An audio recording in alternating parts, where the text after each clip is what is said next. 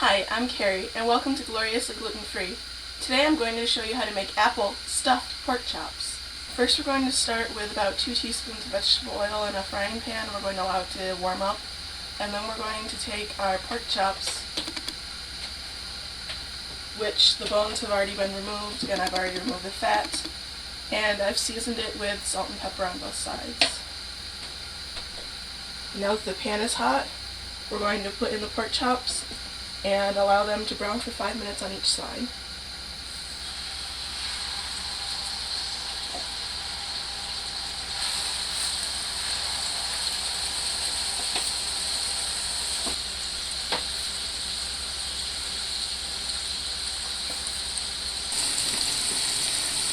If you notice, as the pork chop cooks, you can tell how far it cooks through by that little white line. The more it cooks, the more it'll increase up the side.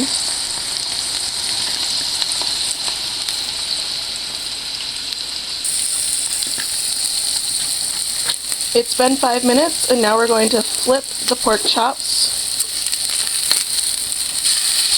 You see how they're nicely browned?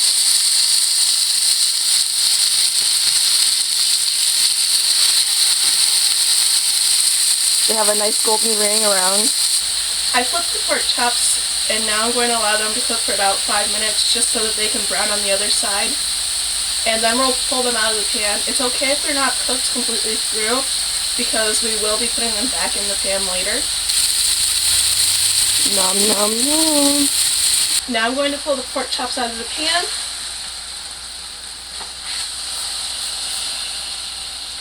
And set them aside while we do the next step. In the same pan, add a tablespoon of butter,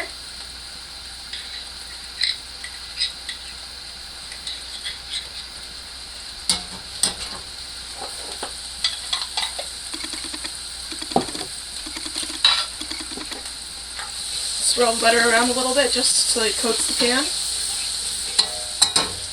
And now we'll add about a half cup of sliced onion. We'll allow them to cook until they're caramelized, a nice golden color. It really brings out the sweetness in them.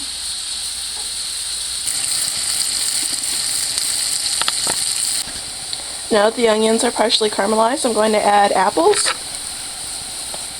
I cored and sliced 2 apples, and now I'm going to add them to the caramelized onions.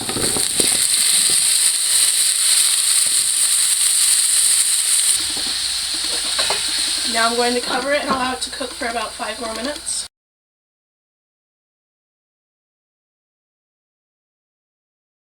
The apples have cooked for about 5 minutes, and now I'm going to stir them around a little bit. They are slightly softened, and the onions have continued to caramelize. Now I'm going to add a 12-ounce gluten-free beer.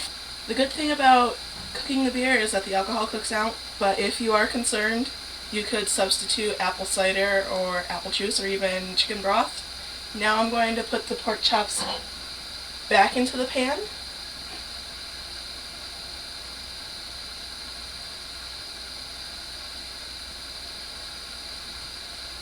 I put the pork chops back in the pan, and I tried to bury them down into the beer, apple, and onions, and now I'm going to allow it to cook for another 15 to 20 minutes, just until the liquid reduces and we have a nice sauce for it. While the pork chops are still cooking, I'm going to add a teaspoon of ground sage, and I'm just going to mix it around and allow it to cook in, just to bring out the really meaty porky flavor of the pork chops. The sauce is reduced, it's nice and thick, and now we're going to plate it up. Take 1 pork chop,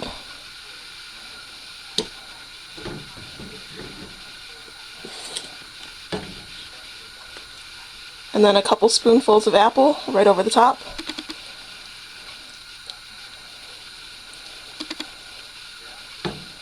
And a little bit of the sauce.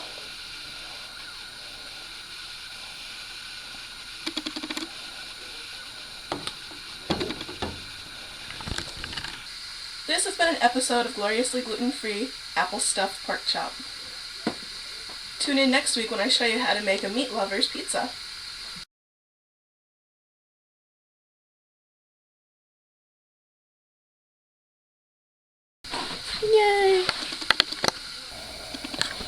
What, are you helping me cook? Abby, Chewy. Hi, kids. What you doing? Go on, I don't need your help.